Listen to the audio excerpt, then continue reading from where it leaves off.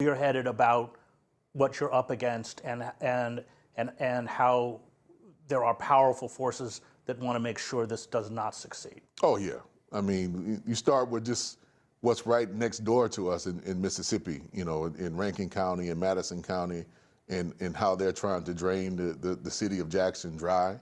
You start with our governor. You start with the more open and vicious Klan forces that are right next to us, and then you scale that up. You know, Trump has Jackson Square on his radar screen. Everybody should be aware of that.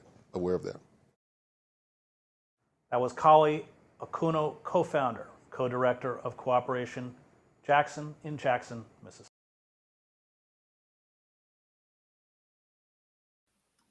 All right. Thank you guys for tuning in. That is our guest tonight, Kali Akuno of Cooperation Jackson. Pascal Robert, how you living? Doing all right, brother. How you living, brother? How things out there in the West Coast? It's okay out here, and got to make the West Coast the best coast, brother. In overcast Oakland, California. So let's without any further ado, let's not hesitate while we got this gentleman finally here. Do you want to introduce him? Oh, brother, we can both introduce him here. This is the great Kali Akuno here from Cooperation Jackson, Mississippi, reviving aspects of the Black revolutionary struggle from the late 60s, early 70s period of Black socialist organizing on the land, taking back the land, and creating a vision for self-determination and cooperative economics. I'm a big fan of cooperative economic models.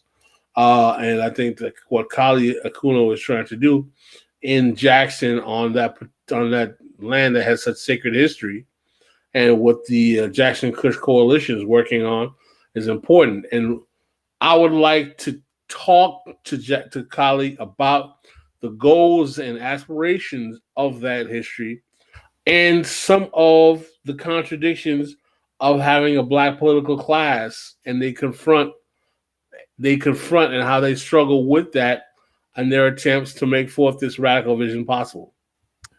Well, let's not wait any longer. Without any further ado, coming all the way live from Jackson, Mississippi, Kali Akuno. Pleasure to be here, brothers. How y'all doing? We're doing all right, brother. We're doing all right. We're looking forward to this conversation. How is everything in Jackson right now? It's cold. Old man is stiff with some back problems. But hey, we Black and we breathing, so we can't complain at the end of the day. My last time in Mississippi was 2015. Actually, right before the show, I was straightening up my room a little bit, and I found an old. I'm a touring musician, so I found a notebook we kept. You know, all the places we played, how much money we made, and gas we spent, and stuff. And I came back across to playing Oxford, Mississippi in 2015.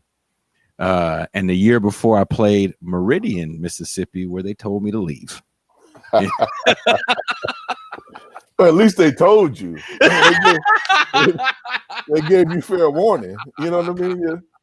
That's better than a bottle up the head, you know, while you're hit to the car. So yeah, at least you know they treated you right by Mississippi standards. Oh damn, Pascal, you want to start it off? Yeah. So, Brother Kali, for those who may not be aware of the political history of where the Jackson Cooperation Jackson Kush Klan, the NAPO, and all of these organizations that come out of the Republic of New Africa formation out of the late 60s and the radical period known as Black Power. Can you take us through a historical timeline of how these things, what are their ideological foundations, how they develop and when they develop in American history, and how exactly they connect to the Cooperation Jackson movement, if you can? Well, let me try to give a short, concise version if I can, because you know it's a long, deep, and complicated history. For instance, in part, the term New Africa, actually a dimension of it comes out of the Communist Party. and its program pushing for self-determination. Black belt thesis. The Black Belt thesis in the 1930s. And that is actually taking from a small town here in Mississippi. One of the Black independent towns that was built up in the Delta. And they have a New Africa Road that's been up there now for since the 1870s. So people's knowledge and understanding of this long-term quest for self-determination, for sovereignty and independence of people of African descent that have been colonized and enslaved and subjugated, in what is now the settler colonial project of the United States, that has a long history. Our project in particular is a child, as you mentioned, of the provisional government of the Republic of New Africa, particularly the objective of what was in effect the second administration of the PGRNA, the Republic of New Africa, led by Imari Obadele, which took over in 1971, and charged the organization with actually returning to the land. And his administration determined that they was going to set up capital here in Mississippi, in a small town just to the west of where Jackson is now. And that was going to be the capital of the Republic, right? And there was some concrete movement to establish that occurred in 1971, where folks came down, set up shop, first moved in and acquired a house, which is literally right around the corner from where I'm sitting now, was the first house that they built and occupied, and where the infamous shootout in August 21, 1971 took place, which resulted in Imari Obadele and several other members of the Republic. The RNA 11 is what they were known as historically, where that case kind of emanates from, where the FBI, the Mississippi division of the FBI, the MPI, whatever, and the Jackson Police Department all basically crowded on folks and tried to shut the effort down. And there was a major confrontation that took place where the official anthem of and the clarion call for free the land, that's where that came from, right? That struggle that took place over a course of like a 2-week period down here in Mississippi in 1971. So, we, one of the formations that you mentioned that came out of that in the early 1980s was the New African People's Organization, NAPO, which in part emerged because of generational, but also political and ideological differences that had emerged among some of the different key forces within the New African movement, and particularly the strategies that were being kind of formulated at that time, and some of the struggle over them around how do we gain actual self-determination, sovereignty, and independence. And so a group of folks that had been organized primarily, not exclusively, I mean, it was a couple of different formations that actually came together. Some forces that were part of the APP, the African People's Party, some forces that were part of the National Black Human Rights Coalition, which I think, a core group, Chokwe Lumumba and some other folks came out of that directly. And then some other forces of the group that was called Take Back the Land. The Ahmed Obafemi and some others were in. They all came together, after some years of working with each other to form the African People's Organization. And then that organization, after, being heavily surveilled, persecuted, being under attack, raided by the FBI several times over, started to build a mass formation, which became known as the Malcolm X Grassroots Movement. And that's where folks of kind of more of my generation, enter into the fray. And that was created here, and it was launched initially here in Jackson, Mississippi in 1990. And it first started out as a coalition and eventually became more of a membership organization. And then out of that organization, many folks started to continue to press on, how do we attain the long-term objectives? And many of us, including myself, started with the notion that we needed to return back to a base building kind of program and orientation.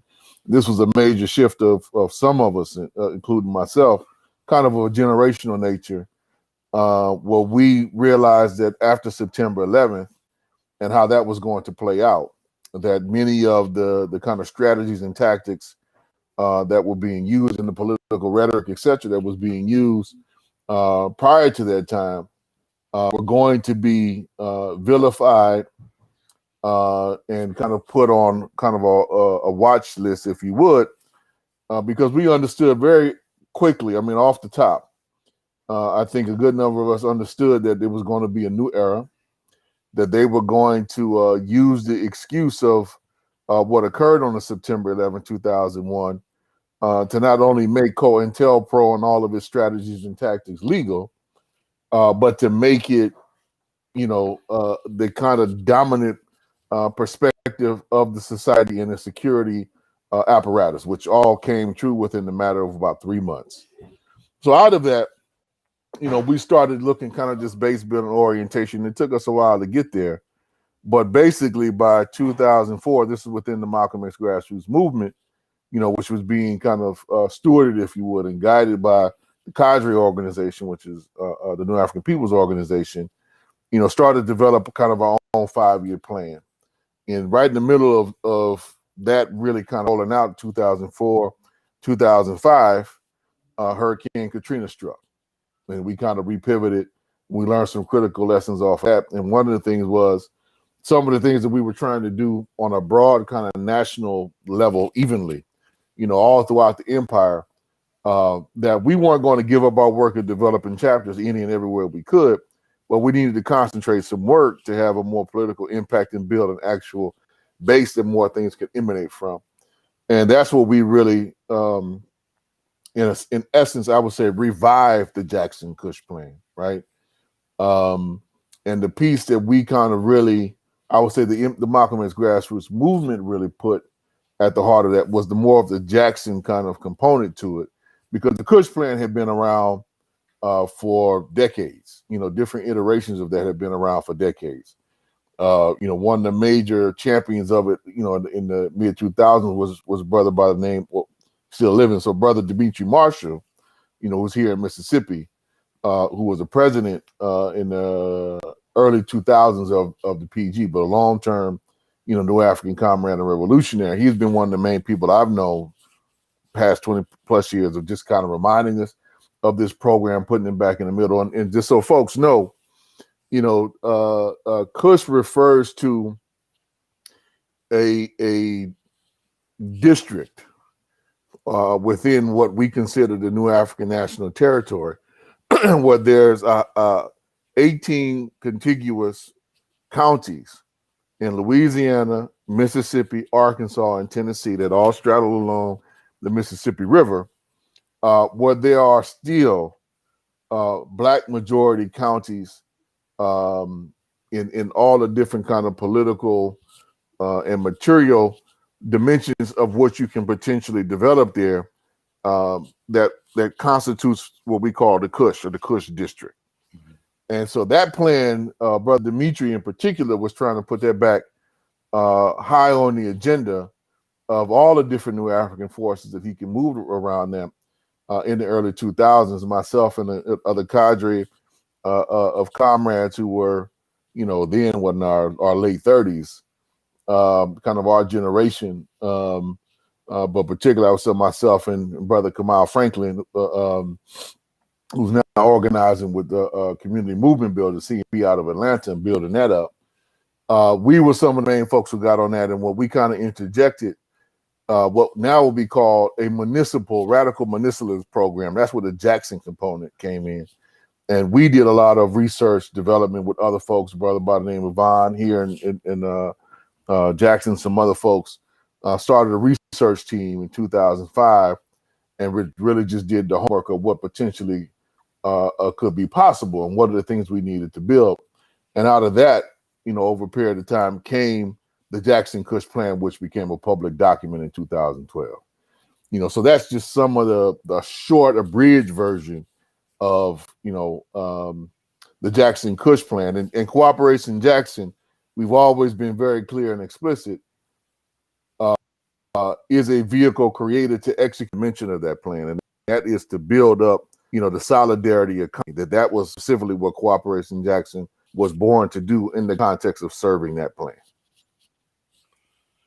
Would you be interested in elaborating for us what that solidarity economy encompasses? What exactly are the details that make this phenomenon something that is transformative as an economic paradigm, and is not only transformative, but aligns with an anti-capitalist vision?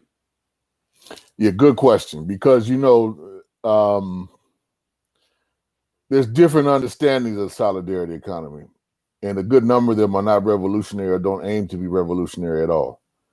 A good number of them, I would argue, actually just about rearranging the furniture of capitalism, Right. and just making, giving workers a better share and a better shot at improving their kind of work conditions and sometimes wages. I say sometimes because of the degree of giving them a horrible share, but just being run in blackface. Right. I was going to say the wages question sometimes actually works in reverse in some co-ops, because of the degrees of self-exploitation that it kind of takes to start one of these, and then often the degree in which co-ops have to survive with other kind of enterprises and other workers, and oftentimes to make it. So the revolutionary dimension of it is really, I would argue, very vehemently centered on the content of the political content and the political objectives of the folks who are doing that work. And you can approach it from a perspective of it being a tool of trying to, like in our case, something we're trying to do to accomplish two goals. One is self-determination for African people, but two is for it to be an instrument of socialist construction from below. And in order for, the solidarity economy to be kind of an instrument of socialist construction for below, it has to articulate ways of organizing workers for their own interests, not to just improve their own individual lot, but ultimately, how do you seize control over the overall means of production in a society? And without that vision, you can very much easily wander up into kind of a petty bourgeois deviation with cooperatives very, very easily, wherein you see yourself not only in competition with kind of other entities, corporations, entities, but not be in solidarity with the workers within those industries, right? And so, the solidarity component. Go ahead with the question. I want us to go there, but I'd like Jason to enter in. He may have some questions that he wants to flesh out as well. Okay. He has Jason, are you there? I am here. I was doing some things on the technical side. Well, the first question I have is kind of a lighter question. This conversation is very serious. From my understanding, you are from California, correct? That's right. LA? That's right. LA, Watts. Are you from what? Born and raised in Watts. So I did not know you were from Watts. I knew you were from LA. I am a Californian that lived in the South for a time. I actually worked in the Gulf of Mexico. What was it like for you when you first went from Watts, which and the South and California are very different? What was it like for you when you first went from Watts to Mississippi? Well, given that my folks' country is hell, other than a different kind of climate and environment, it really didn't. The first time I was there as youth, really didn't feel that much different. On my maternal side, my folks are from Mississippi, and from Louisiana. and we would take visits down here almost like every summer when I was really, really young. And our folks, particularly in Louisiana, own a considerable amount of land, that the family kind of inherited from the slave master who birthed my great-great-grandfather, gave a small portion of it to his black children and a larger portion of it to his white children, right? So we would go, and hang out and be a part of things like that. But it didn't feel that much different to me. I think it didn't, now mind you, it's kind of interesting because on the paternal side of the family, both of them was country as hell. But my grandmama used to, and I say that with pride. Don't nobody get it twisted. No, we all say that with I pride. know y'all know that. I'm just saying that for the audience. That they was rude people, basically. But so we was in Watts. I grew up in Watts, primarily Watts and Linwood, which is right across the tracks. But the home base for the family, my particular paternal side of the family was over in Watts. That's the street I was born on, Corrosis Avenue.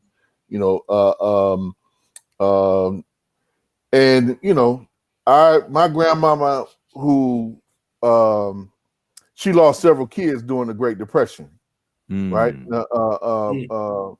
Out of Oklahoma, being in Oklahoma, lost several kids in the Great Depression before, her and my grandfather moved over to LA, basically to get away from that. Yeah. And they went through all the hardships of the Great Depression and several other factors very specific to their kind of backgrounds. So from that, man, I was raised with a very kind of survivalist bunker mentality. My grandmama, from that experience, she had 2 years of food stored up every day. Right? She had cans, she had things, yes, just stocked up, and she was on this mission that ain't none of mine gonna go hungry ever again. I'd have been through that and went through that, and so she had a whole system organized, back in this back garage in the shed that they specifically built, on the house in Watts, where it was periodic every day. A little bit came off the shelf, and every week a little bit went back in to replace it. So it was a system of in and out rotation. We had chickens. She would go get rattlesnakes because she loved to eat rattlesnakes. She'd go get rattlesnake to eat. Go make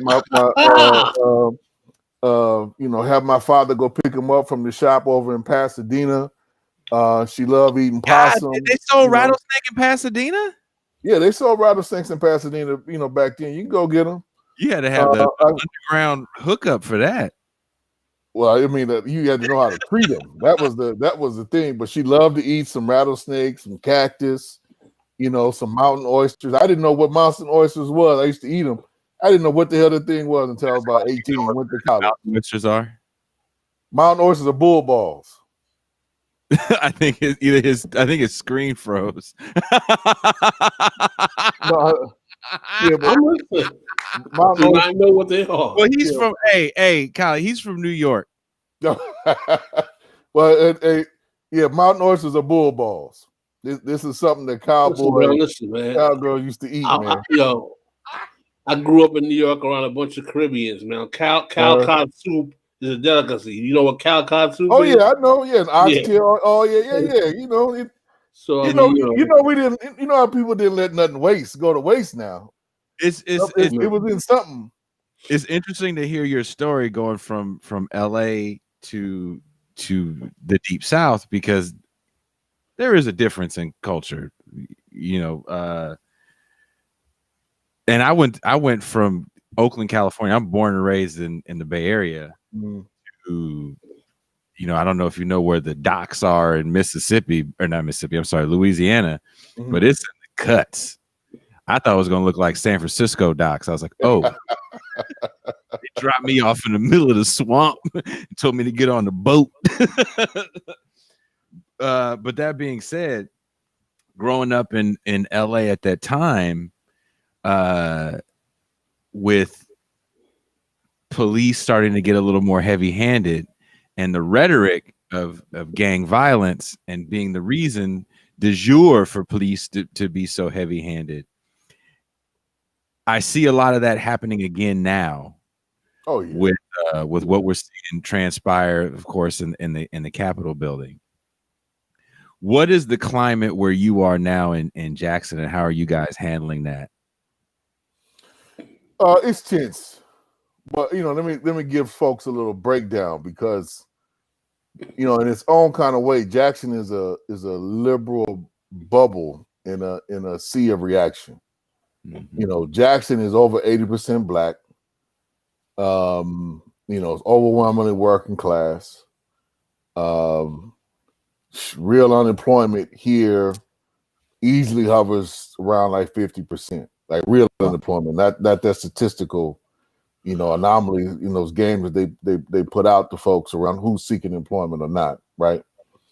In the community I live in, like, particularly since the pandemic, I mean, I literally got to go out of my way to see white people or anybody else. I literally got to drive someplace. So, there's a nickname that folks have for Jackson, which is Jafrica, and it can feel like that. That you just surround us, and in that regard, you really kind of shielded from what folks might think of is the good old boys, the sons and daughters of Dixie and the sons and daughters of the Confederate. You're not directly connected or in their realm unless you kind of go out of your neighborhood. Now, soon as you cross over the Pearl River, which is, Jackson's eastern border is largely defined by the Pearl River, and Hinds County, where most of Jackson is in, the city of Jackson. It actually is in 3 counties, but most of it, the most of the landmass and where most of the people live is in the Hinds County portion. As soon as you cross over that Pearl River, and you head over into some of the other cities and counties that are majority white, you enter into Klan country, you enter into Trump land real quick, and folks, the thing I love about this place, tell you the truth, just to be honest with, is that all the racism and everything is just right in front of you. It's right in your face. That don't mean people are like calling you N-word and all that other kind of stuff all the time. Because there really is no need on a certain level. I mean, they just let you know what time it is from the nature of the structure and all the different forms of behavior and exchange that are set up. So I might head over to Pearl, or I might head over to Madison's a little bit different. It's more affluent up that way, which is to the north. But the Flowwood, some of these other places where most of the retail in Jackson has been removed from Jackson, over the course of some decades, and all put out there, even though they don't have the population density to hold and support those businesses on their own, right? So if you went and looked at the development of the suburbs around here from a business perspective, there's no, like if you you want to set up a grocery store and all the things that they tell you, where you got to have this population, this and that. Nah, like none of this fits that description, because they know that they can get us, and they have to force us to go out into their communities to do a certain amount of shopping. So they just live off the leeching of this community. But that being said, I can head over there, and do business of a certain kind. But it's very clear, it's like sundown town. You best to get, by dark, you best be gone. I didn't know what those were until I started doing a lot more extensive touring in the South, and then after a while, we started to avoid state routes. If I looked on the navigation and it says state routes, it's like I would take an interstate all the way. You're gonna take the interstate. You want to take that federal highway? Yeah, that's what you want to stay on. But so it's there, man. I mean, I give folks this kind of like an anecdote, which is interesting for this overall political moment. I kept saying to folks, People's like, oh, Trump is going to get cream. And I was like, he might get cream where you at. He going to win here. He going to win resoundingly. Because he's got a base here. Not just folks who, want to support him because he's the Republican or he's the conservative piece. Like, no, he has a base that was very enthusiastic, that was out on a march, on a mission, pubbing him up. And if you came here, touring through this place, say in September, October in particular, you would have been completely underwhelmed by the level of support Biden had, because there was no Biden signs anywhere. I don't think I saw one. There was no Biden signs anywhere. I'm from out here. I'm from California. I didn't see any Biden signs, if that's any context. No, I mean that. But this was, I was telling people, it's going to be more close because he had a loyal following. He represents in part the movement, and we need to deal with that. The other side of the equation was just voting against Trump. It wasn't a vote for Biden. It was primarily, for most people, I just want this cat gone, right?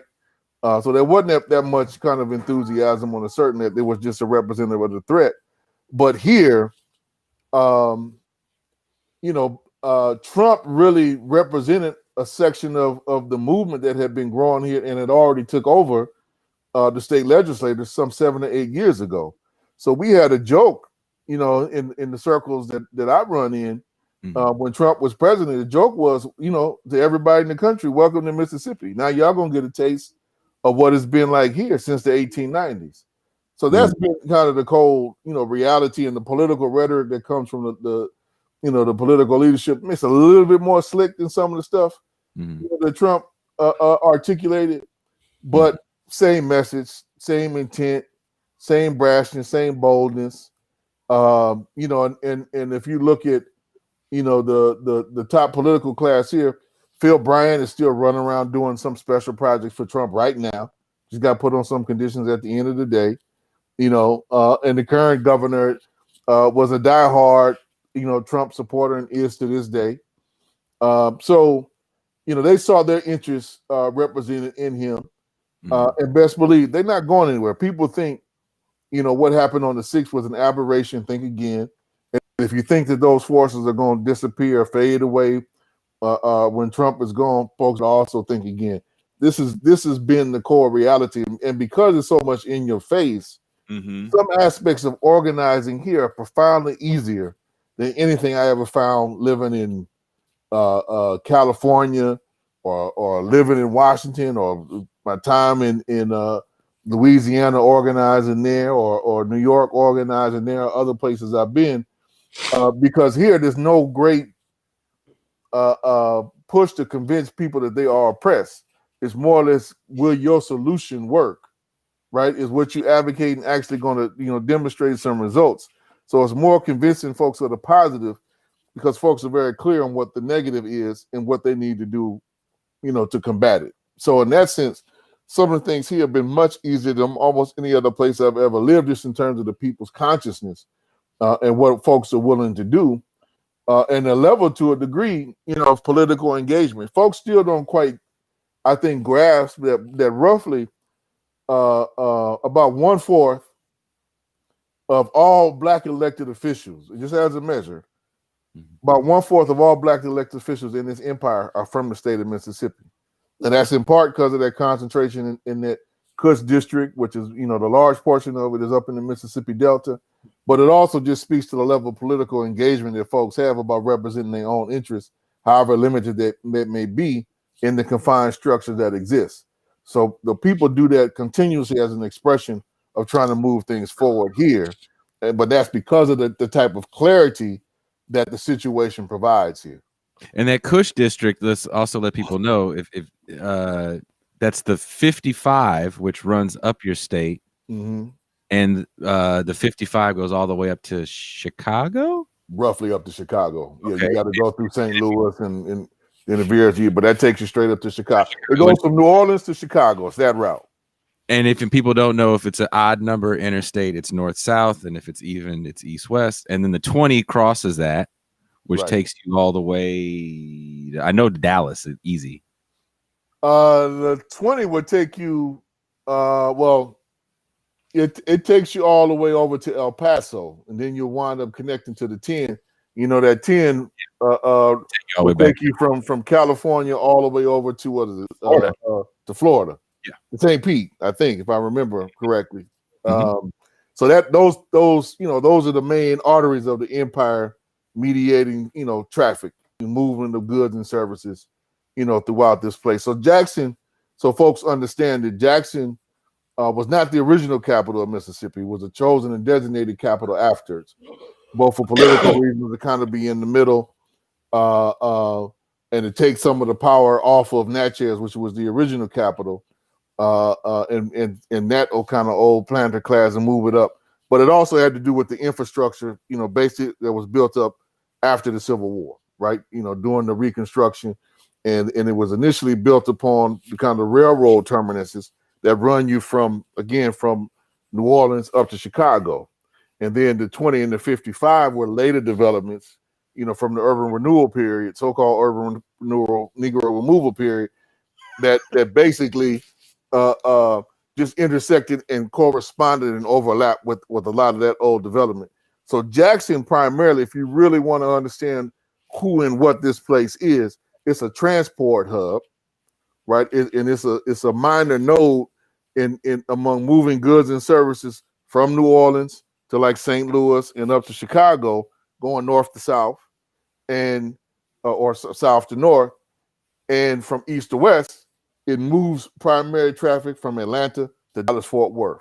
Like, we connected to all those, and there's all these little nodes that pop up along that route. So if you keep going, say the 20, to the east, right? The some of the next biggest places you're gonna run into Meridian, then you're gonna run into Birmingham, or no? No, you run up Tuscaloosa, then Birmingham, yeah, right? And then if you go, head to the west, you're gonna run into Shreveport, and then you're gonna run into Dallas, Louisiana, and Dallas. Yeah.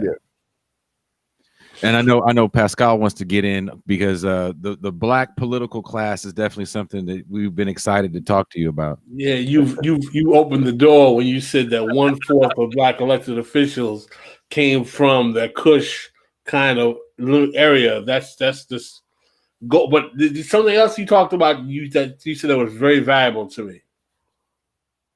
I am not one of the. I grew up in New York, which watching the idiocy, racism, and this tomfoolery of Donald Trump in my youth coming up. Okay, it is breathtaking to me that the imbecility of Trump was shrewd enough to take over the party that represents the right flank of capital in this country and turn it into a monster of his own creation, to literally bring it to an almost kind of quasi-fascist position. And Trump was able to do that. But I don't think Trump does that alone. And I don't think I would, and correct me if I'm wrong, I don't think you would argue that Trump does that alone either. Because something that was said by Nancy Pelosi recently, I found fascinating.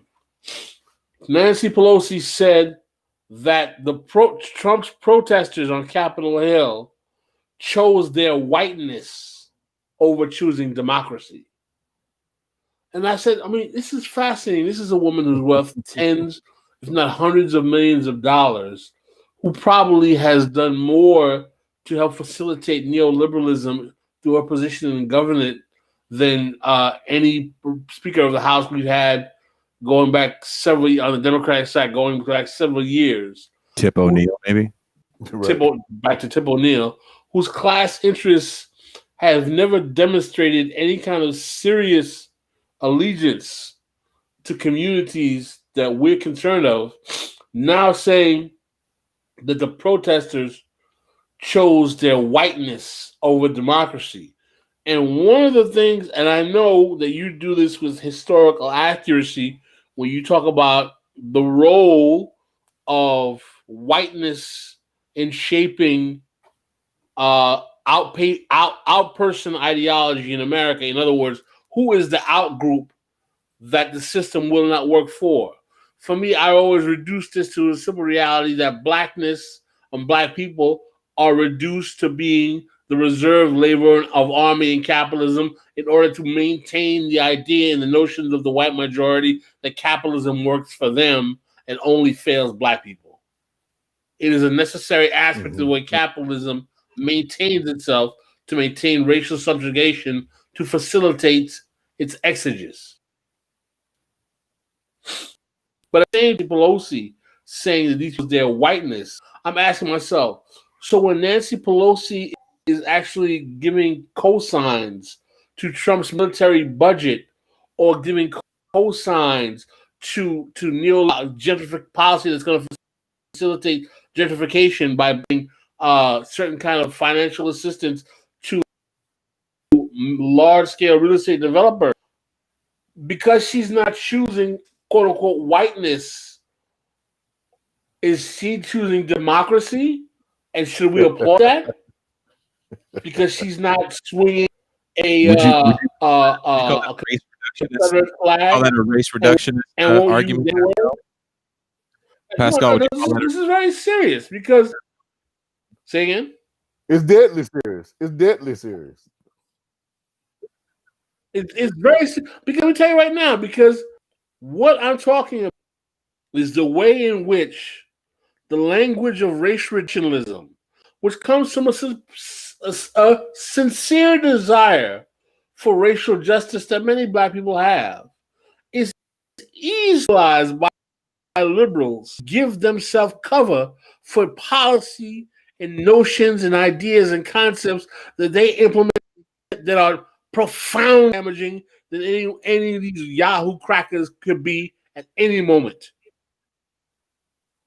And one of the dangers of simply looking through this lens that Nancy Pelosi is putting on this of racial reductionism is that I understand that there are people who will kumbaya you and wear kente cloth and put on MLK incense and oils all day and be liberal anti-racists who will gut your neighborhood with gentrification at the drop of a dime and tell you that you got to be careful of these Trump supporters. Neither are your enemy. Both are dangerous. Right. So I'd like you to talk to that before I get to the long before you get to the real class. Well, look, I mean, to be a liberal in the classic sense, of which I'd actually kind of put Pelosi in her ilk in that sense, is premised on negating history. Right? The whole foundation of it is upon negating history. And acting as if, there's the clean slate at whatever point of departure they want to start with, that they can then kind of implement their ideals and these abstract principles of democracy and equality and justice. And they have to kind of perpetrate in that direction in order to move that particular ideology forward, because they have never had a commitment towards resolving the contradictions of the earlier foundations, right? If anything, growing out of the ideology growing out of the Western European bourgeoisie, they wanted all the rights and privileges of the nobility, but they wanted to erase the embarrassment and belittlement of being part of the nobility. So it was in their interest to kind of erase history so that they could start basically as equals. And I think people should pay clear attention to that, because it's a dynamic of this which continues to go forward. And Nancy's comments are rooted in a particular narrative that they have very carefully been trying to construct, really since the days of Jimmy Carter, which has failed them over and over and over again. But people need to go back and remember the race commission that Bill Clinton was trying to do. And what was it, 1996, if my memory serves me correctly. There was one of them that wound up being televised. And a guy got up, white guy got up and said, then, I don't want to be erased. Folks should go back. It was a very telling moment of kind of what type of reactionary politics was emerging clearly and was developing. And you can kind of see the intellectual seeds of what would happen with now what's on full bloom, under the guise of Trumpism. But that was said very clearly. That was a counter narrative to this.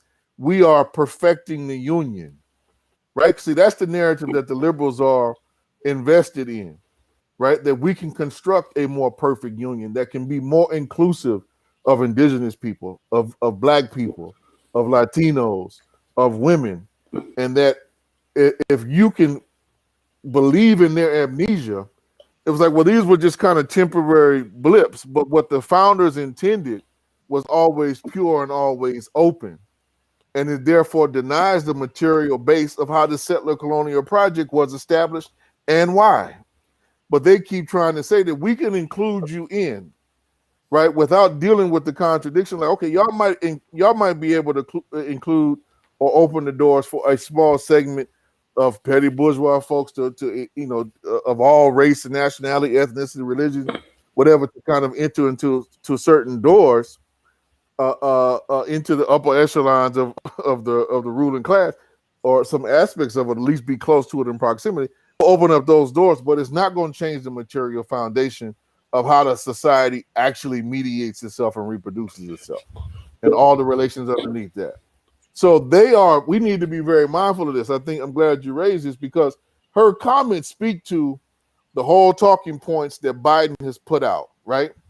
Build back better. I mean, really analyze that. Build back better ain't that much of a different strategy than make America great again. Really interrogate it. Ain't that much of a difference. But it appears to be much more inclusive because, we can build something back, but do it better by being more inclusive than we were in the past, right? And so you got this whole narrative that got spun, particularly with the rise of Obama, that, remember, we're supposed to be in a post-racial America. Y'all remember all that his election was signed and indication? Oh, yeah. They trying to go back to that. I mean, that is the whole narrative that they're talking point. Right? That's it. That's it. This is Obama 2.0, in reality. And they trumping, they checking off all the different cards. Got to have, Black woman check. Got to have an indigenous woman check. Got to have, blah, blah, blah, check. Off like 8 cards. Right. It also speaks to, I mean, this last week, I caught that comment too, Pascal, but also for Biden to get up there, on the dais and basically say that if this was BLM or if this was Black people, it would have been different. You know what my response to that was? How many times are they arresting Al Sharpton and Nan on DC? Al Sharpton is protesting without a problem. Right. No problem. No one's arresting him. No one's coming after him. So what I'm trying to say is that I'm not trying to be obtuse and say that obviously there's not a racial nature to the way in which the ruling classes deals with people that are opposing the status quo politics. But again, one of the themes that I use, Kali, and hopefully we will interrogate this throughout this episode and further on, I use this phrase that because of the period in which I was born in 1968. And I refer to what I call the 50-year counter-revolution. And so if someone is a student yourself, you basically understand what I mean, is that the period from the rise of from King's assassination to the rise of Nixon to the contemporary political advance that we are in today, this does not happen accidentally. This is a 50-year project. I call it the 50-year counter-revolution that was bipartisan, leaving the Bretton Woods agreement, the Bretton Woods system of economics, was this one cent, the birth of neoliberalism, the birth of, getting off the gold standard, the birth of kind of privatization, hyper privatization, the rise of black capitalism, the move away from socialism as being an agenda in terms of black politics, moving away from internationalism, the hyper capitalization of black popular culture. All of these things happen, and that's only, we're just talking within the context of black people. All of these things happen, and also the white left gets sucked into academia. All of these things transpire to particularly ground the left and even the discourse of the left to powder, and was done successfully. Right. Successfully. Very successfully. And what we have to realize is that in this, one of the consequences of this 50-year counter-revolution is that we don't understand that the heroes of the radical left in the past talked in the context of racism while challenging capitalism, imperialism, and sexism, and did not seem like they were selling out anything, because they realized that you could not have one without the other. And we, in the 50-year counter-revolution, where we now have this concept of corporate diversity in the name of, Netflix and Black Lives Matter merging one together, we realize, particularly those of us who come from the left, that liberal anti-racism is reactionary. I wouldn't say it's reactionary as fascism, but it's reactionary because it's simply based on including a certain elite tier, some call them the petit bourgeois, some use professional managerial class, of black, brown, yellow, gay, transgender people, to facilitate the management of the Death Star, increase the inequality that will ground more of everyone to powder. You know what I'm saying? And what is so sad is that there are very few of our voices on the black left particularly who are seeing through this charade.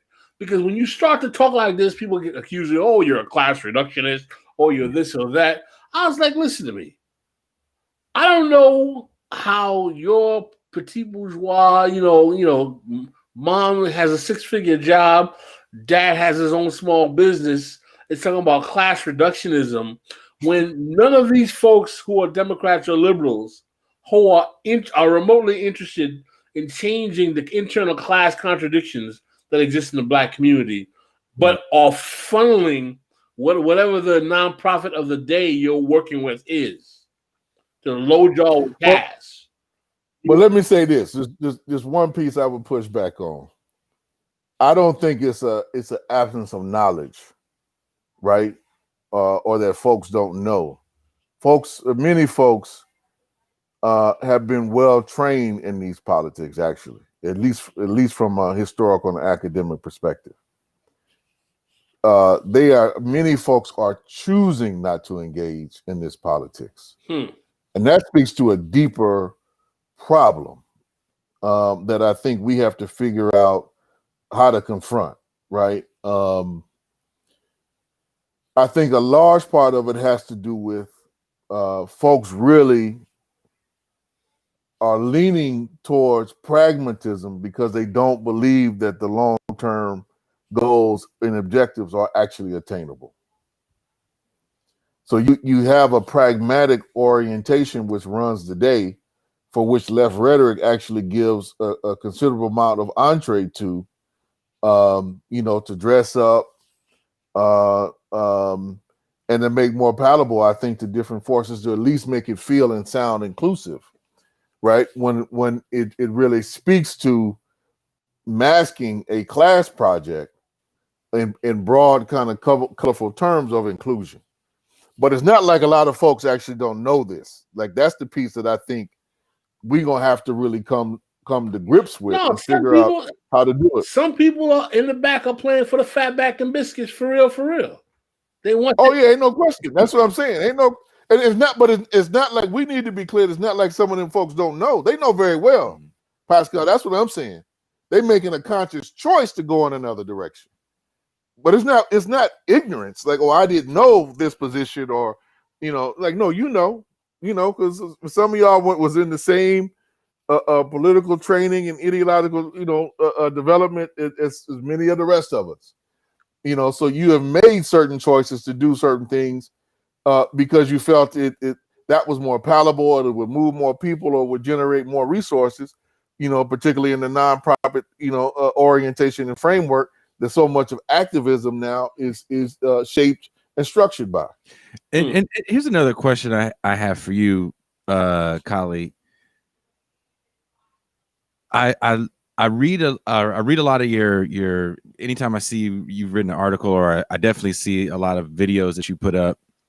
And the image that I took from the show is a whole discussion you have about Lenin, and the Vanguard movement. Mm-hmm. Part of what we try to do with this show is reconnect Black folks, poor folks, working class folks to Marxist thinking. How hard was it for you guys to do this in Mississippi? Well, it's still ongoing.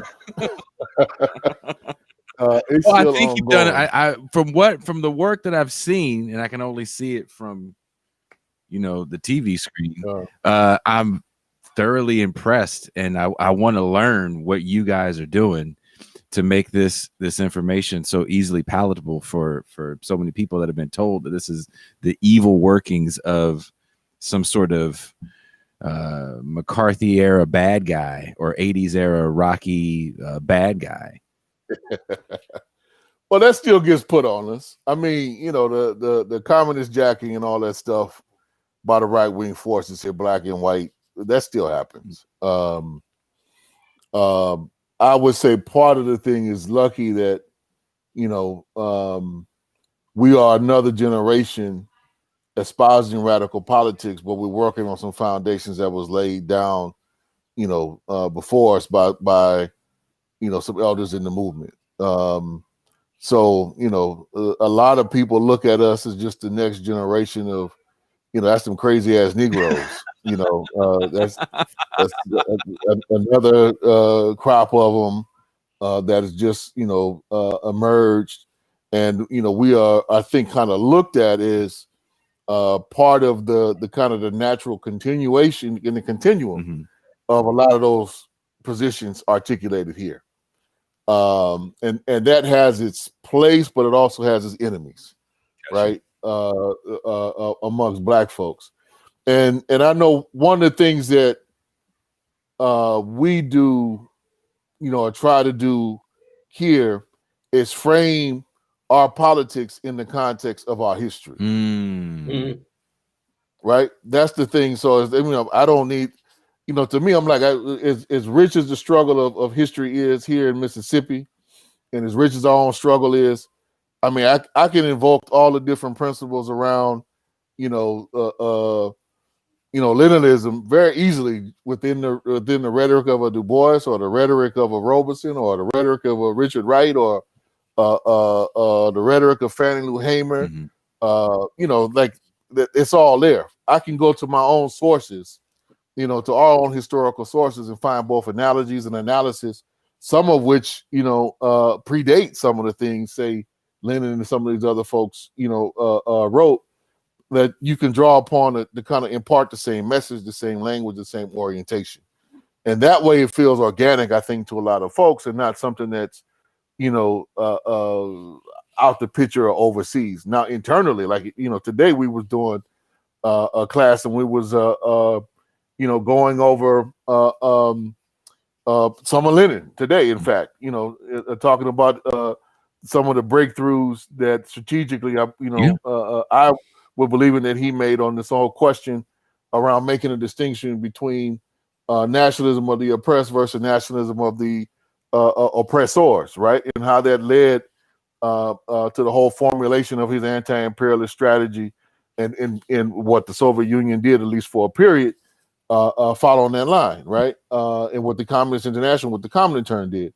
So we were going through some of that in the context of just describing some of the difference in the history between the Rochdale pioneers in their early, stages in Mondragon, and doing a contrast between one spoke to a context more articulated around class, that being the Rochdale Project and the Mondragon Project being much more kind of oriented around national liberation in the context of the Bosch people trying to change their own circumstances, and saying that both of these find parallel in the Jackson Kush plan, to a younger generation of coming through us, and where we both draw, but also make distinctions between those two to make, to fit our particular circumstances here in Mississippi, and what's the foundation that we need to build upon. So, but I think it's really us drawing upon, our own history and our own narrative, and then introducing folks to the broader internationalist context, and to show people like, we are not the only folks who are grappling with these questions. And as a result, you could look at revolutionary movements all over the world and draw some lessons and learn some key things. Like, part of the thing that I'm got to find later on before I go back, treat this back. I was finna give out to our crew. I got to find a link to The Wind that Shakes the Barley. I don't know if folks are familiar with that film, but it's about the Irish independence movement. Oh wow! It's a Ken Loach film. Folks should check it out. It's about basically the struggle from I think the 1910s to the 1920s. It kind of covers that whole period.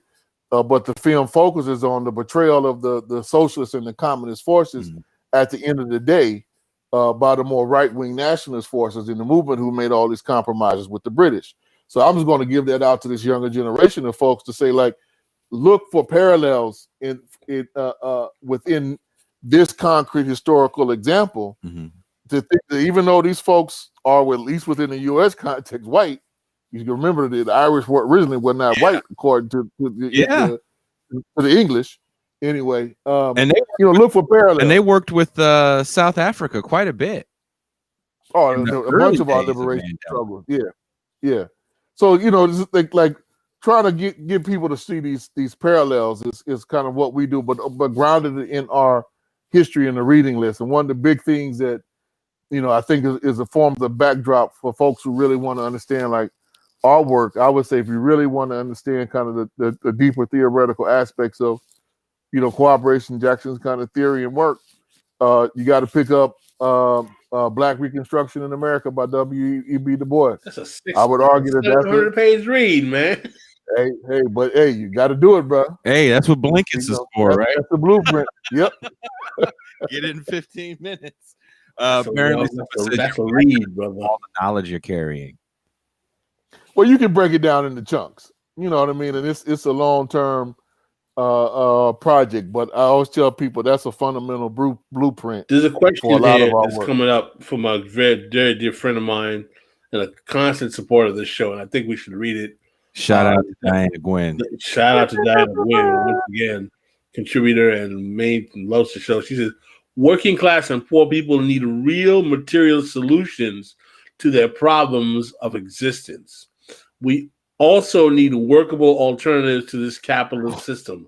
How is this best achieved, especially now? Kali, as a man who's dedicating his life to making that achievement a reality, I give you the floor in addressing that, please. And also, I'd like to add to that question. Can you are you part of the Black Socialists of America, or are you just like they're all kind of you guys all Black Socialists in America? In America, we changed the name very specifically. Black Socialists in America. Yes, yeah. I am a member. Fucked up on on some silly shit.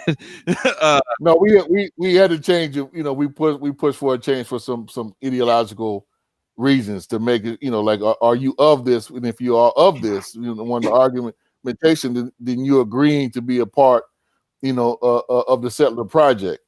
Now, to be bound to it and try to transform it, which in part means also committing one to a program of decolonization, means that, you dealing with the subject of the political entity, but not including yourself to being a part of this settler colonial project. So I think that's a very important distinction that I know myself and other folks as we join were arguing, but it's growing, it's developing. So definitely, been a part of that.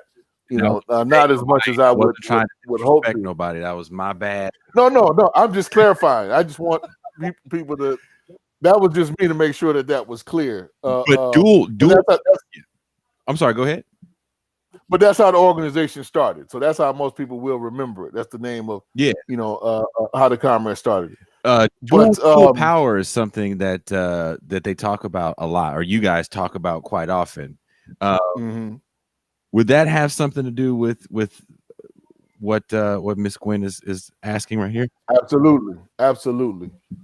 I always try to start with saying, look, let's be materialist and let's ground ourselves in what is, because that's what ultimately is going to have to be used as the basis to transform, society.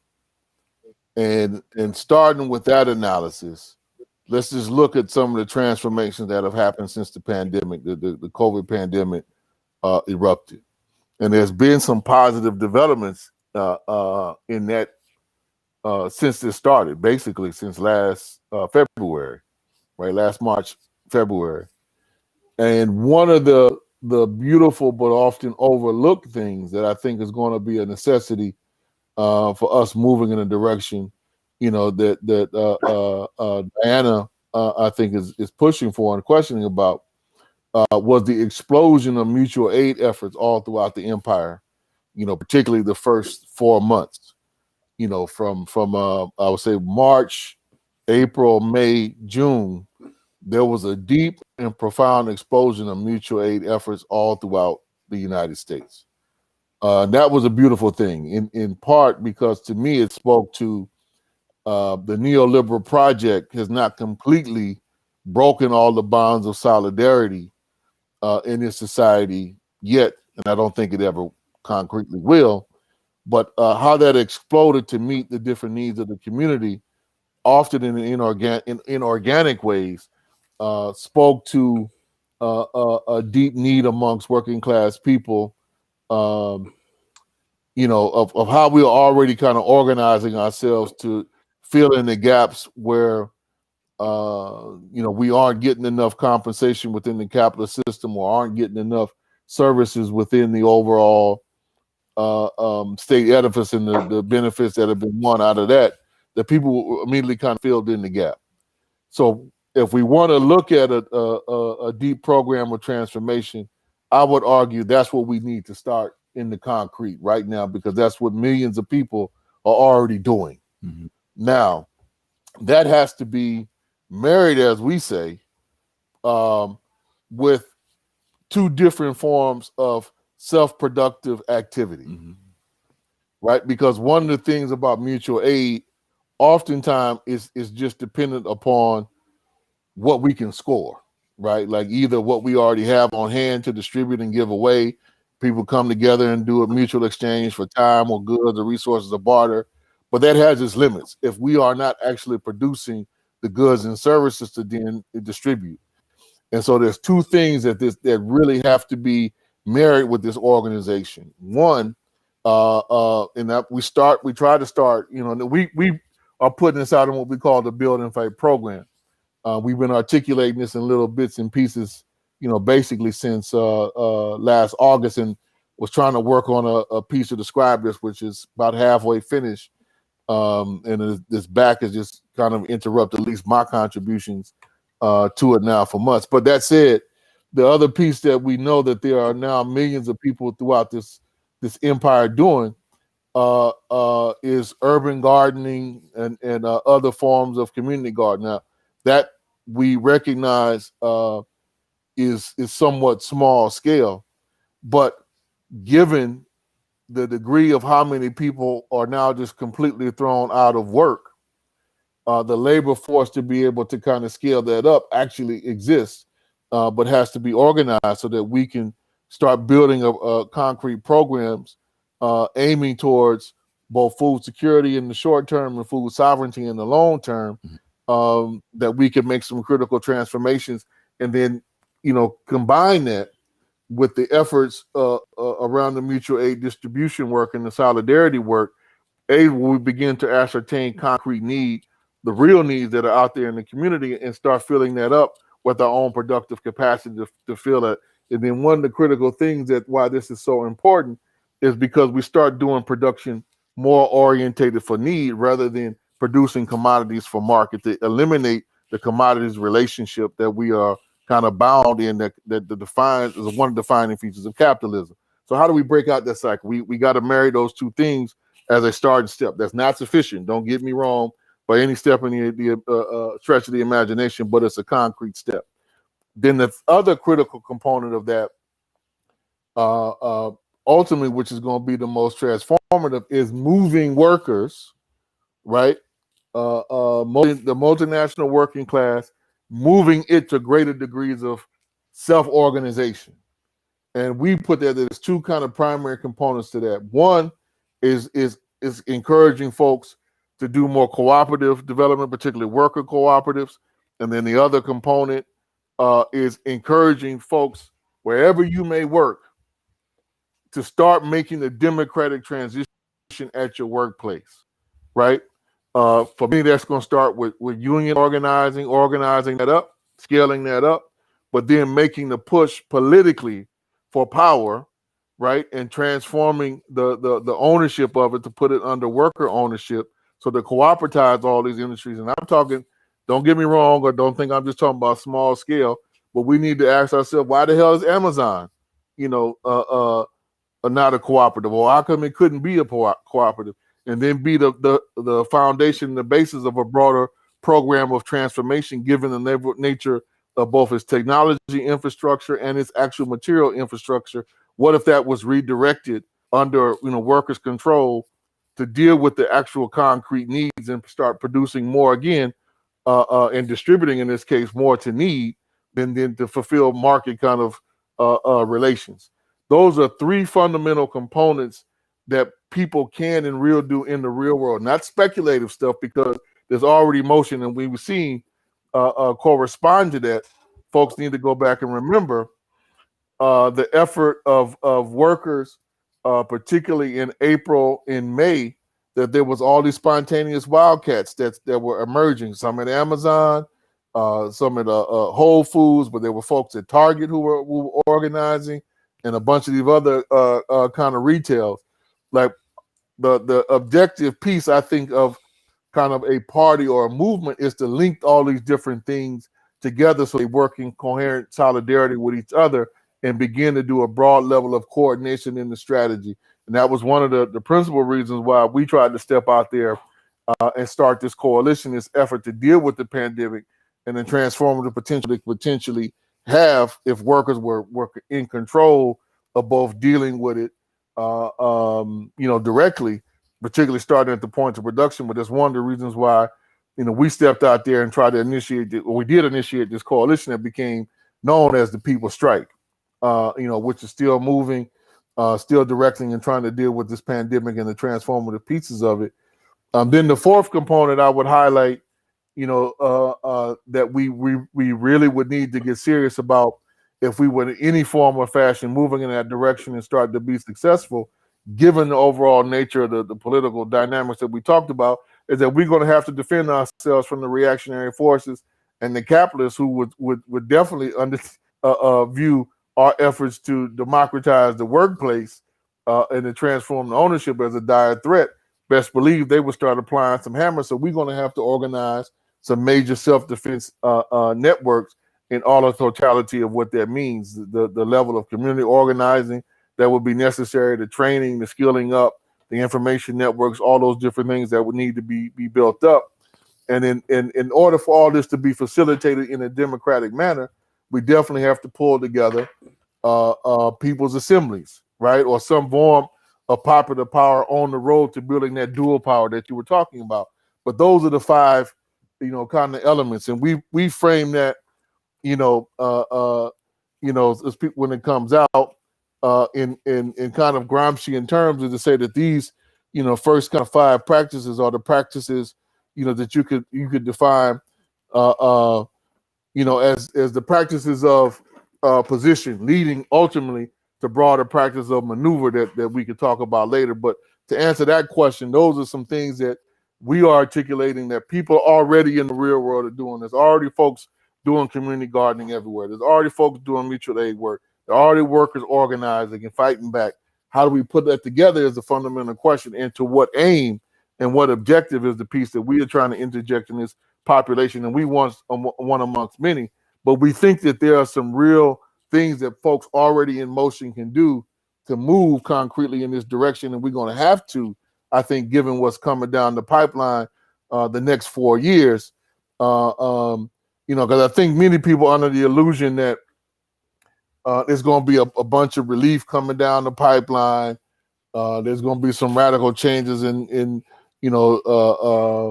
opening up social services around medical care and all that. You stop fantasizing to yourself.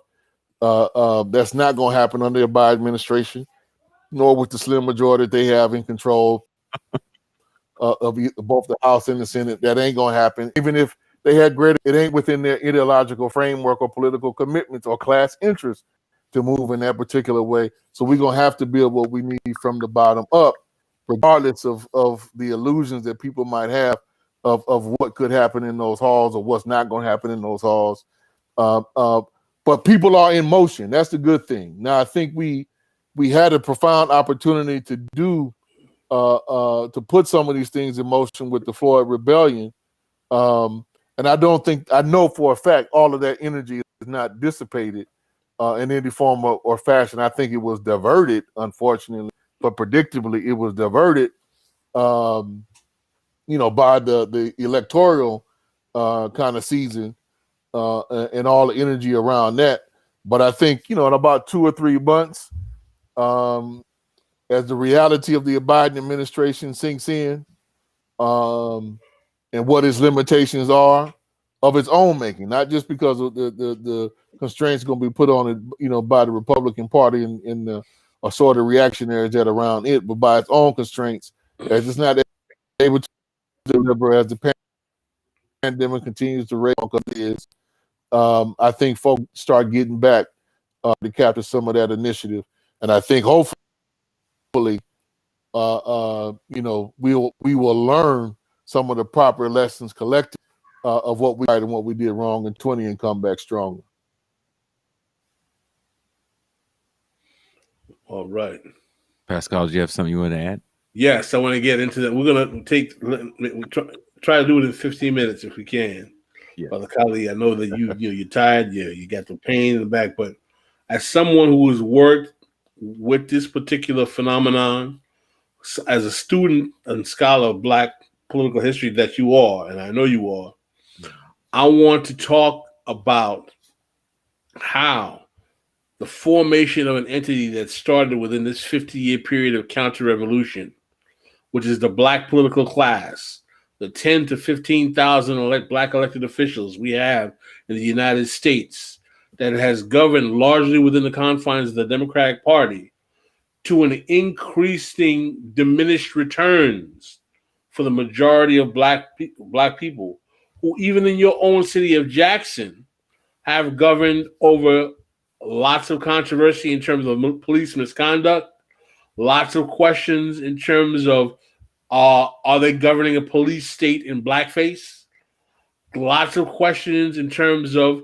are the internal class contradictions of Black society still so great that the Black political class is functioning largely for patronage within the confines of the Democratic Party to the detriment of the majority of Black people who are poor and working class, even to the point that though that Cooperation Jackson and the Jackson Kush Plan are rooted in working class Black political solutions, is the ultimate reality of the fact that, at least on the electoral level, if not more, Black politics is a class politics, and the class of Black people it works for are not the majority of Black people. Would you not agree with me that trying to achieve a working class solution for Black people, Black and brown people, with the confines of Black politics may be a bit of a dead-end street, and the necessity of creating other formations, other types of solidarity, other types of collective efforts politically, third-party alternatives, if you will, outside the Democratic Party, become a necessity to break the duopoly of this bourgeoisie stronghold on what politics in America actually are. Mm-hmm.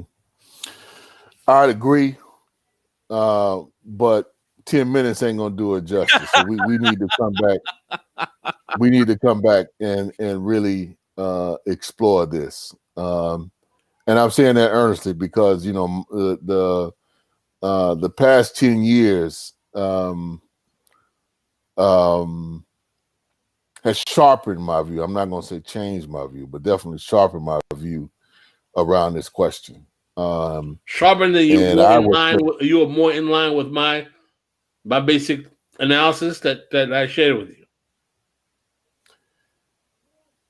Not just more aligned, but I think there's even in articulating that, I would argue that we still have some blind spots that only really get exposed when you get your head kicked in a couple of times. And I didn't have mine kicked in a couple of times, to see where I was still holding on to certain fallacies and expectations and hopes and dreams. Really? Certain forces would come around, get with the program, do the right thing, kind of thing. So we have to, brother. We're gonna have to bring you back, and we're gonna have to do a thorough, Oh yeah, I invite it. I think if you're down, we know you're a busy cat. If you're down, I'm down. I think that we can get you and Cedric and maybe Jared Ball together in a room, and let's do a thorough interrogation of Black politics from Black Power to today. Good, bad, and ugly. Johnson? Colin? Say it again. Are you familiar with Cedric Johnson? Yeah. I mean, we don't know it. I know of the work. You know what I mean? We never really dialogue direct revolutionary to race leaders. Yeah. He's a friend of the show. Oh yeah. I love the book. I was giving it out. Yeah, I was giving that book out to a bunch of folks in December, and I put it on my Facebook twice and saying that folks want to understand a lot of what's going to happen, under the Biden administration. This is one of the books you need to read because we done been down this path. A lot of our comrades who stuck between 1966 and 72 in their politics, they don't want to hear that conversation. You know who our comrades are who are stuck between 1966 and 1972. What's worse? I'm sorry to cut you off, but what's worse, being stuck in the Black Power past or being stuck in the mode of electoral politics is the only way? That's basically the same thing. That's basically the same. I mean, you got other variants of it, which think that we can totally ignore how the state functions and what it does. That leads you to another set of traps too.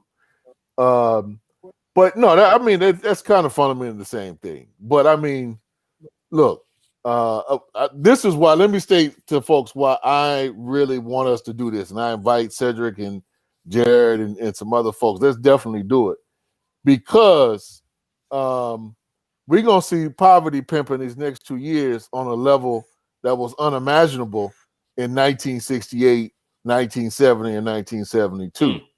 Like that is already written in the script. And the degree to which, the impetus of the Floyd Rebellion had moved the liberal establishment to play into this game and to promote it and uphold it,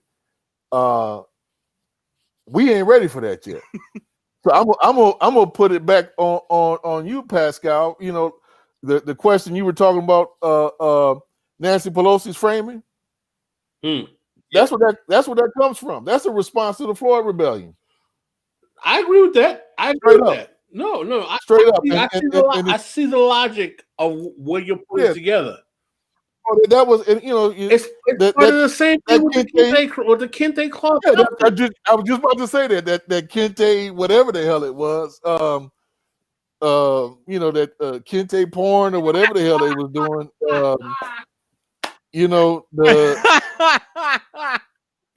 That's all part of the same logic, but we need to go back and interrogate it even further, because we really need to look at the role the black political class played in destroying Bernie Sanders' campaign. Oh, you got to come back, brother. We might have to set you up for Black History Month or another part of March or sometime. We're gonna have to set this up. We just need to schedule it out. But I'm down because look, this is gonna be comrades in the Black Alliance for Peace. Particularly one of my old comrades and old boss and mentor, Jamu Baraka. He's been pushing hard, and I wholeheartedly agree with saying 2020 was going to be the year that we had to expose basically the black petty bourgeoisie for its bankruptcy. I think 2021, we got to fully highlight how that's going to play out and how that's going to roll out. A lot of people ain't going to like it. A lot of people are going to be mad. And this ain't got nothing to do with personal. We're trying to, deal with the structural contradictions and implications and open up a dialogue and a line of struggle for us to kind of make some corrective paths, because the route that we're going now, people may be basking in the temporary defeat of the neo-Confederates and neo-fascists, but another 4 more years of neoliberalism, they're going to come back stronger, it's like harder. Are you a Star Wars fan? Are you a Star Wars fan at all? Oh yeah. Have you been watching The Mandalorian at all? Loved it. Man, don't get me started on that, because I'm like, why did I watch 3 garbage, movies when y'all could have had the director of Mandalorian do all that and gave us a classic product? What did he say in the one episode with Bill Burr? He said they'll be begging us to come back. Come back. They'll be, and I got to get you. So that being said, that you're a Star Wars fan, one of the friends of the show also is Michael Harris. Dr. Michael Harris that wrote a book as a grand narrative for the left called Welcome to the Rebellion, using Star Wars as a grand narrative for the left. So I haven't got to that yet. Somebody just put me up on that last summer. So I'm gonna have to get that on my list. I have to show this to you before you go, because this is peak liberal bullshit. Can y'all see that? I see MF. Is that MF Doom? That's Kobe Bryant, MF Doom, John Lewis, Ruth Bader Ginsburg, with Nancy Pelosi and Kente cloth, and Stacey Abrams standing over her. Oh my!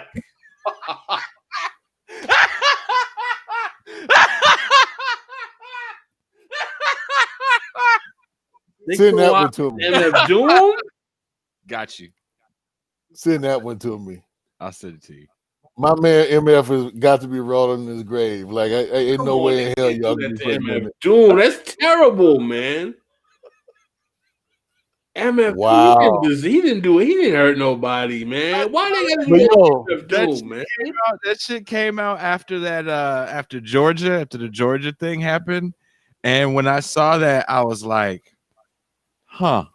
And I saw that, and then there was a picture, the very iconic picture of Malcolm with the rifle looking out the window. They took his head off and put Joe Biden's head. Oh, come on, man. Hey, the internet is undefeated, man. There's some of the stuff I've seen come out. My favorite one, I'm gonna try to get a poster of it, was Trump, Biden kissing the Viking dude. Have y'all seen that one? Yes, Smell. Oh, I love that one. I was like, whoever came out with that one was sick. Viking. And then I saw, and I saw another one. Somebody first, I just saw the picture one first, and then the second one said, he was whispering in his ear, "Join me." I was like, "Yep, that's the narrative." The one that made me walk away from all devices was when they did the end scene in Endgame, but Thanos was Trump, and then Black Panther was like, who was it? It wasn't Obama, but Nancy Pelosi was one of the Avengers, and fucking Kamala Harris. Pete Buttigieg was Spider-Man. I was like, oh my God. I was like, this is so horrible, man. I just want to be in a room when y'all is coming up with this shit. I just want to sit there with some popcorn and be like, this is beautiful. It's undefeated, man. It's undefeated. Well, listen, Kali, man. thank you for taking the time to talk to me. Yeah, Kali, you, man. I hope that you feel better, brother. And comrade, we got to get you on the show again. We got to have another roundtable, and we really do a deep dive into black politics from Black Power to today. And are your weekends super packed up, Kali? We just got to, schedule right now because of this back. I'm actually more just laying down sleep more of the time. So just making sure we can schedule it out, and the proper thing is I gotta dose up with enough time to be lucid and not have like drool coming down my mouth and stuff like that. So if we could time it out, then then I can sit down for a minute. But like now, I can tell you, after this conversation, ain't nobody's fault. I'm glad we did this. But tomorrow, I'm gonna be right here on this floor, laid out on my back, pretty much all day. That's how it goes. So I just got to make sure we pace it out. So I would say, give me about a week. We're gonna hit it up again, and then so about a week and a half. Because everyone has to. All these guys are going back to classes and get this schedule together. You got time. It's not going to happen tomorrow, but we're going to do it. Yeah, we'll work it out. I definitely want to do it.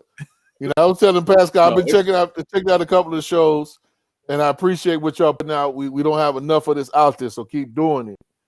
Appreciate that, brother. Thank you. On the radio. Yeah. Yeah, we try to bring. Thank you very much, Kali. We appreciate you, brother.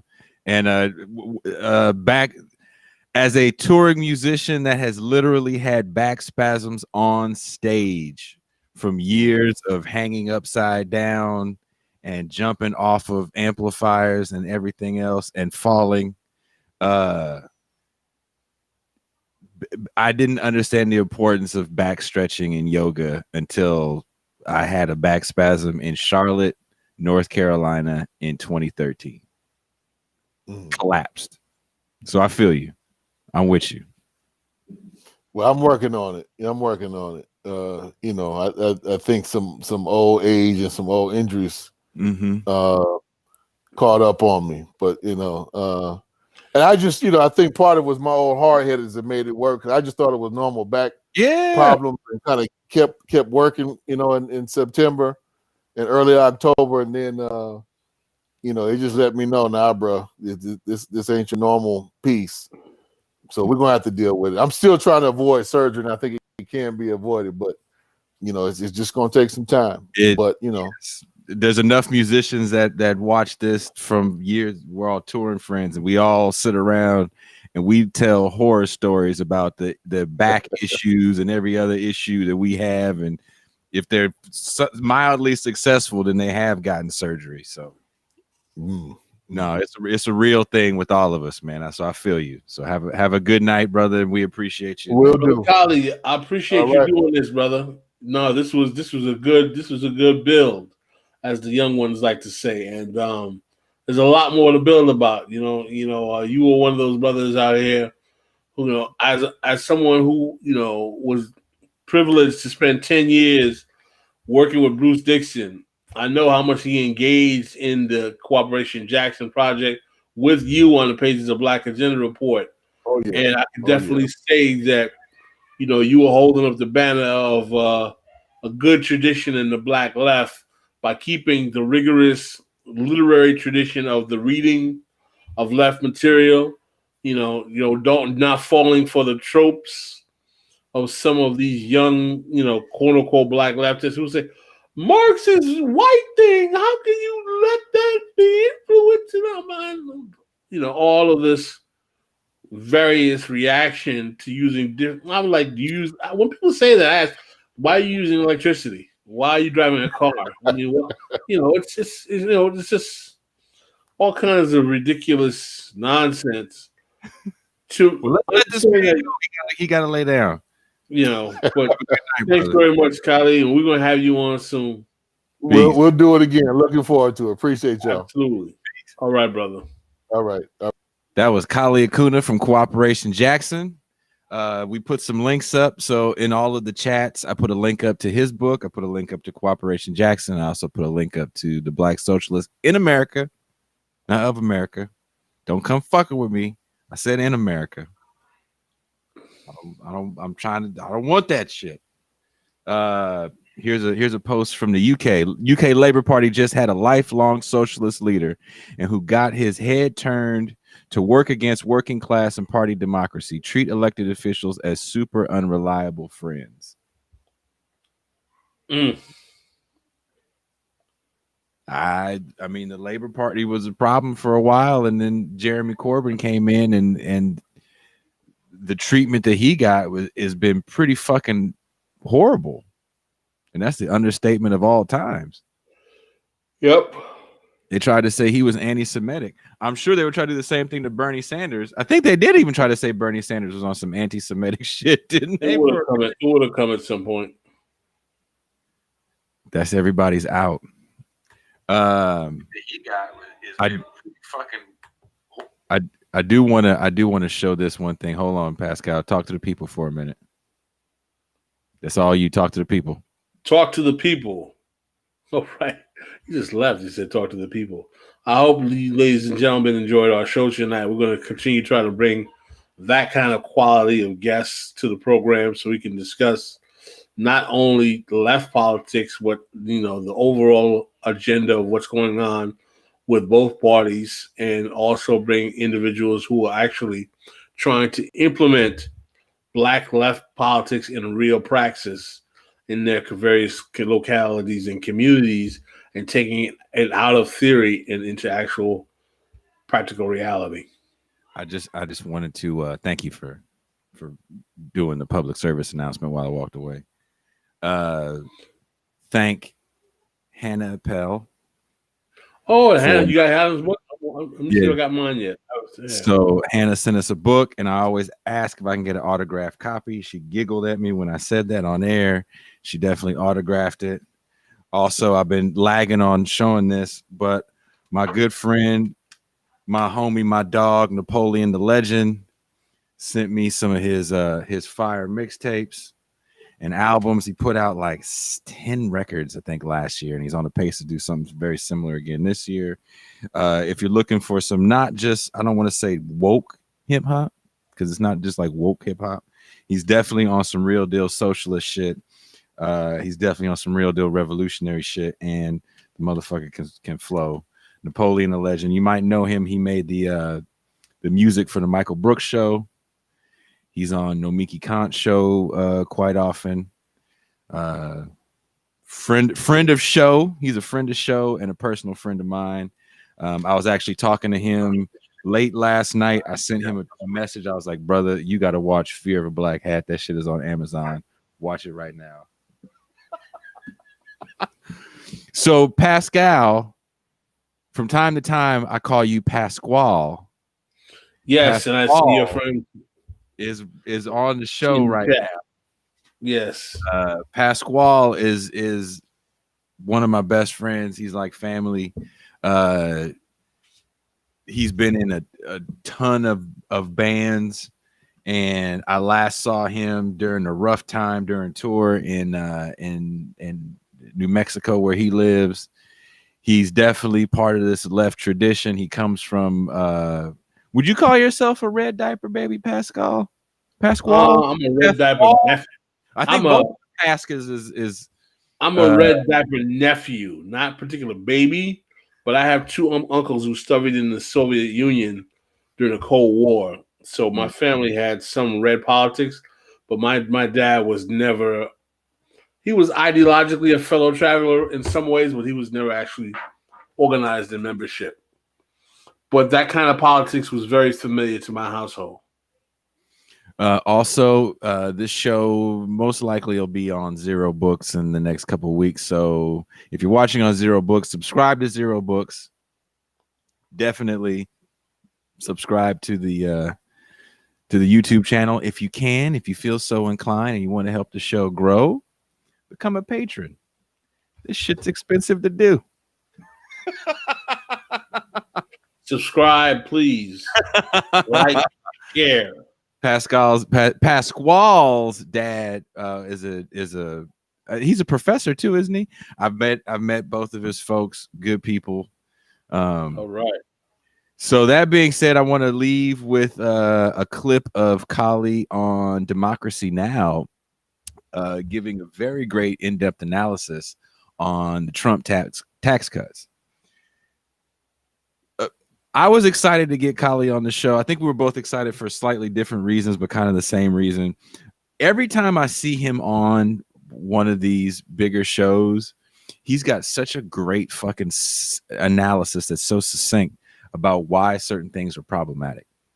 And him talking about the Trump tax cuts and how it was going to truly affect people, poor working class people, is so important. And I think we probably would have got more pushback as a nation had his voice or voices like his really been heard. And there really wasn't much. Maybe you disagree with me, Pascal. Like, I felt like the pushback against the Trump tax cuts came from more partisan lines of just orange man bad and not a real analysis of how really, really hamstring poor people. So I'll let you give your opinion on that real quick for you yawn on camera.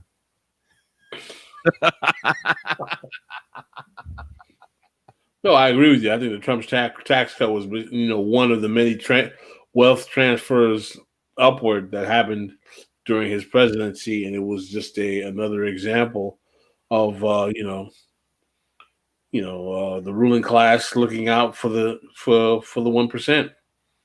Not surprising at all. It's not surprising to me also that Obama made the Bush tax cuts permanent in exchange for almost nothing. So we've had 3 administrations of regressive tax law. Yes.